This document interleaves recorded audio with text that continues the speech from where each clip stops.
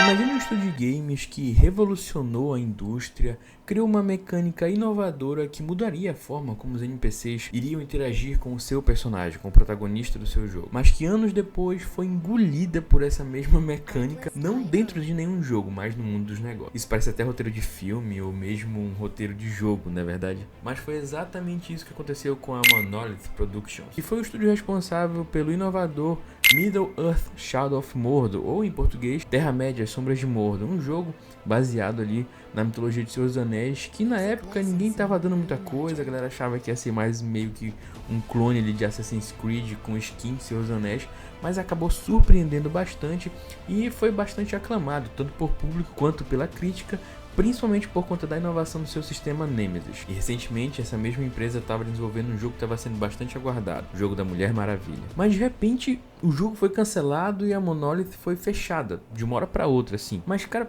por quê? Por que uma ideia aparentemente tão inovadora acabou sendo a ruína de uma empresa que estava praticamente solidificada no mercado de games? É sobre isso que eu quero falar no vídeo de hoje. Vou procurar aqui explicar como essa empresa se tornou vítima do sistema que ela mesma criou, o impacto que esse sistema Nemesis teve na indústria e como isso levou ao fechamento da própria Monolith. Bora! Então, pra gente entender como tudo desagou em 2025 com a Monolith sendo fechada e o jogo da Mulher Maravilha sendo cancelado, a gente precisa voltar lá para 2014, que foi onde tudo começou. Com o lançamento de Middle-earth: Shadow of Mordor, o jogo não só trouxe uma narrativa envolvente no universo de Senhor dos Anéis, mas também introduziu uma mecânica inovadora, o sistema Nemesis, como eu já comentei. Esse sistema permitia que os inimigos do jogo evoluíssem, criando rivalidades únicas com o jogador.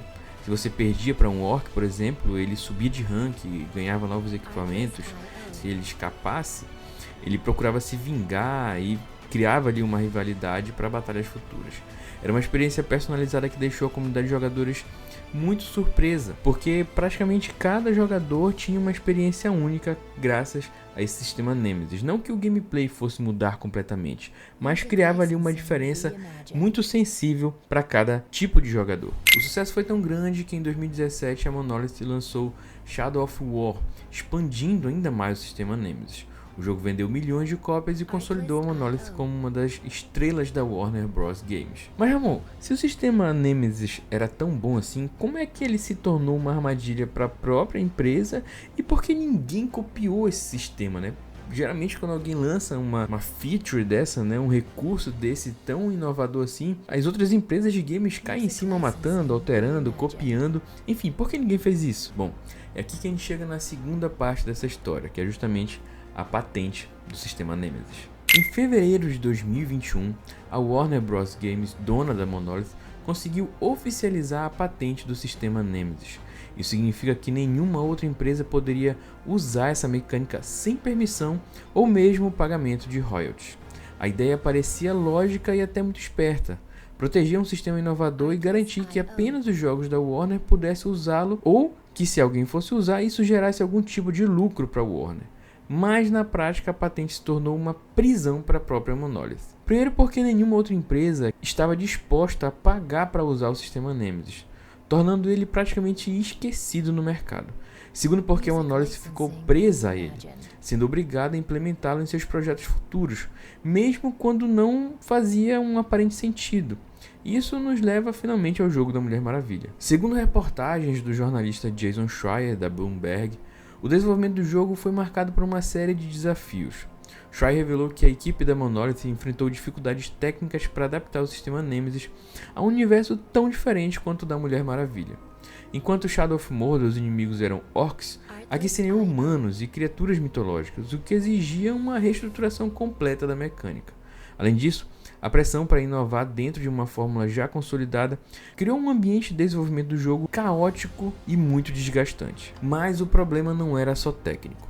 A patente do sistema Nemesis, que antes parecia uma vantagem, começou a se tornar um fardo. A Warner Bros. Queria que o jogo da Mulher Maravilha fosse um sucesso estrondoso, mas a equipe da Monolith sentia que estava sendo cada vez mais impedida de explorar novas ideias por medo de fugir dessa forma que ela estava sendo obrigada a seguir. E enquanto o estúdio lutava para tentar entregar um jogo mais redondo possível, a Warner Bros. Começou a tomar decisões que iam mudar tudo. E é nesse ponto que as coisas começam a ficar bastante complicadas, porque jogo, principalmente jogo AAA, não é uma coisa barata. E aqui a Warner já tinha investido milhões de dólares no jogo sem ver resultado algum e ainda estando presa ao sistema Nemesis. E tudo isso desemboca no cancelamento do jogo da Mulher Maravilha e também no fechamento da Monolith e outros 2 estúdios da Warner Games. Então fica aqui desde já o questionamento.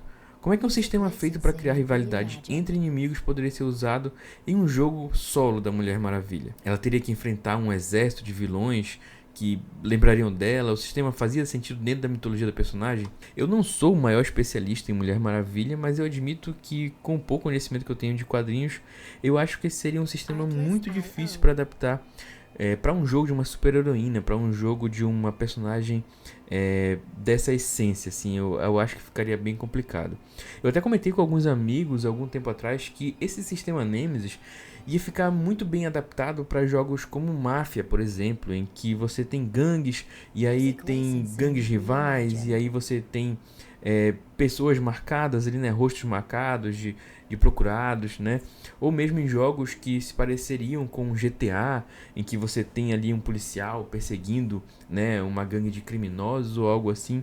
Jogos nesse gênero aceitariam e poderiam adaptar muito bem esse sistema Nemesis, que infelizmente estava ali trancado dentro da Monolith, que se viu numa sinuca de bico, digamos assim. E retornando aqui para o desenvolvimento do jogo, alguns relatos apontam que o desenvolvimento do jogo da Mulher Maravilha foi um caos absoluto. E desde quando ele foi anunciado, ele tinha vários problemas, até que decidiram em 2024 reiniciar o projeto, já tendo queimado aí mais de 100 milhões de dólares. Muitos desenvolvedores saíram, insatisfeitos com a falta de direção criativa, e a Monolith estava presa entre o sistema patenteado que não encaixava no jogo e um estúdio sem liberdade para inovar. Então, agora em fevereiro de 2025 veio a bomba. O jogo da Mulher Maravilha foi cancelado, a Warner Bros. Fechou 3 estúdios, incluindo a própria Monolith Productions, e a Warner Bros. Alegou que estava reestruturando seus investimentos e focando em franquias lucrativas como Mortal Kombat, Batman e Harry Potter.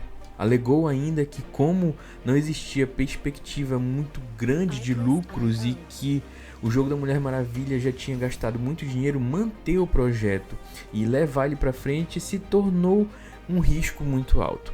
Isso fez com que eles decidissem cancelar o jogo. Sim, até aí tudo bem, mas eles foram além, decidiram inclusive fechar a própria Monolith. Então a Monolith, um estúdio de mais de 25 anos de história, foi simplesmente apagada com uma canetada de pessoas que não estão exatamente na linha de frente do desenvolvimento de jogos, que exigem lucros cada vez mais irreais e não estão preocupados exatamente com o que os desenvolvedores precisam, que é liberdade criativa, além, claro, do incentivo financeiro, que apesar de estar vindo, vinha acompanhado de uma pressão para implementar um sistema que não combinava com o que o jogo precisava. Isso tudo desembocou com o fechamento de um estúdio tão renomado que vai fazer muita falta na indústria de games. Comenta aqui se você acha que a Monolith vai realmente fazer falta. E o legado que a Monolith deixa é que mesmo uma empresa grande, bem conceituada, ainda corre muitos riscos se não houver uma organização interna e uma visão de negócios que leve em consideração o desenvolvimento e a liberdade criativa dos desenvolvedores dos jogos. O fechamento desse estúdio é mais que um simples fechamento de uma empresa. É um alerta a respeito dessas armadilhas de querer lucros cada vez mais estratosféricos que não correspondem à realidade. Mesmo que seja a realidade da indústria de games, que consegue fazer lucros muito grandes quando os jogos dão certo. A Monolith não faliu por incompetência. Ela foi sufocada por decisões corporativas, burocracia e a falta de visão estratégica. Seu legado, no entanto, permanece vivo. O sistema Nemesis ainda é um dos conceitos mais revolucionários já criados e a sua influência pode ser vista em vários jogos modernos. Segundo fontes internas, a decisão foi tomada após uma série de reavaliações financeiras e a Warner Bros. Estava passando por uma reestruturação interna, com corte de custos e várias divisões, e o projeto da Mulher Maravilha, que já estava atrasado e com custos elevados, foi considerado um risco muito grande, como eu já comentei. E aqui está mais um ponto crucial. A indústria dos games está em um momento de transformação. Projetos ambiciosos estão cada vez mais arriscados, e estúdios que não conseguem se adaptar às demandas corporativas acabam sendo sacrificados. A Monolith foi mais uma vítima dessa nova realidade. E sempre, mais uma vez, a história se repete. Acaba que o galho quebra sempre do lado mais fraco.